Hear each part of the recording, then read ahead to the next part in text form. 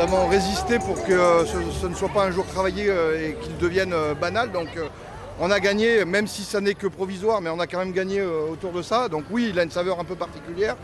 Maintenant, il faut s'attendre à tous les mauvais coups qu'ils sont capables de nous mettre et de remettre le couvert pour eux. Donc oui, effectivement, il a une saveur un peu particulière. Et puis localement, il a aussi une saveur un peu particulière puisque il est nécessaire de se battre contre le racisme notamment et que il y a à peine une semaine, on se rassemblait pour dénoncer des propos et des actes racistes à Espaly, Saint-Marcel, juste à côté. Donc oui, là, ce 1er mai a beaucoup de symboles. Historiquement, c'est l'internationalisme et on défend l'internationalisme et d'où qu'on vienne. Et la guerre généralisée par Trump et l'impérialisme américain fait que effectivement aujourd'hui on est obligé de résister, mais que l'aspect finance et salaire est en berne malheureusement et donc c'est aussi une revendication importante. Qu'est-ce que c'est pour toi le 1er mai? Qu'est-ce que ça représente? La fête du travail, vraiment la fête du travail, des travailleurs, ils l'ont gagné. Ils l'ont gagné et maintenant ils sont en train de tout perdre. Absolument tout. Voilà. Et ce qui est dommage aussi, ce que je regrette, c'est que le 1er mai, on défile pour aller chercher un brin de muguet. Si on allait plus loin dans l'histoire, on verrait qui a mis le 1er mai avec justement le brin de muguet, si ce n'est que M. Pétain.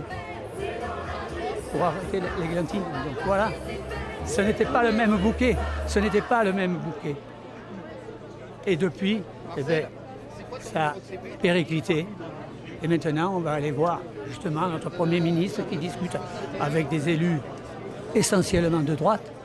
Il ne viendra pas sur la manifestation qu'on a des travailleurs. Là, ce sont les travailleurs qui auraient pu parler avec. C'est simplement ça. Tout simplement cela. Et ça me fait très mal. J'ai bientôt 77 ans et j'ai vécu toute une vie d'ouvrier et de salarié. Et en plus d'animation. J'étais prof de jour, j'étais prof d'éducateur et d'histoire. Donc voilà ce qu'il en est. Le 1er mai, c'est la journée internationale des droits des travailleurs et pas du travail comme disent le gouvernement. Voilà, donc c'est pour défendre les droits des travailleurs. Je pense que Sophie Binet a parlé du 8 mars, qui était la journée internationale du droit des femmes.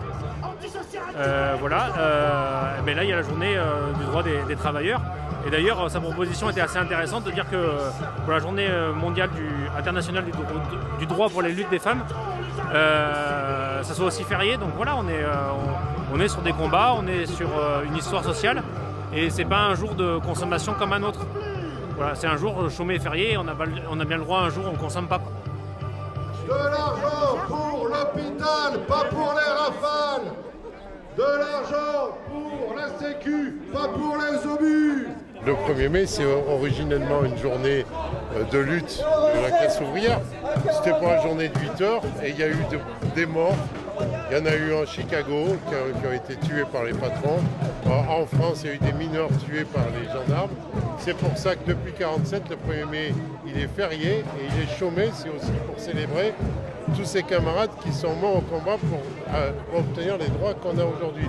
Alors je sais qu'il y a aujourd'hui le Premier ministre qui est je ne sais où au puits pour discuter avec M. Wauquiez de comment on pourrait faire en sorte que ça ne soit plus chômé le 1er mai. Ça veut dire qu'il piétine la mort de camarades qui se sont battus. Et nous, si on va être digne d'eux, on continuera à se battre et on continue à se battre aujourd'hui. Alors ce 1er mai de cette année, il est quand même marqué par plusieurs choses.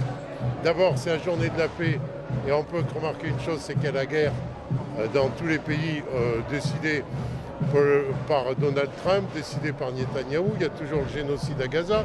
Donc là, les organisations syndicales, et on s'en félicite, sont pour le cessez-le-feu sur tous les foyers de guerre. Ça, c'est extrêmement important. C'est extrêmement important. Et c'est extrêmement important à double titre. C'est que lundi, ils vont commencer à discuter d'une loi de programmation militaire en piquant encore 9 milliards au budget de l'État, qui vont piquer sur l'école, qui vont piquer sur les hôpitaux, qui vont piquer sur la sécu, qui vont piquer sur tous nos droits. Donc, on se bagarre ici dans la rue contre ça. Et puis nos camarades députés à l'Assemblée nationale, ils se battent à l'Assemblée nationale contre ça aussi. Voilà, c'est un tout. J'aime pas les photos.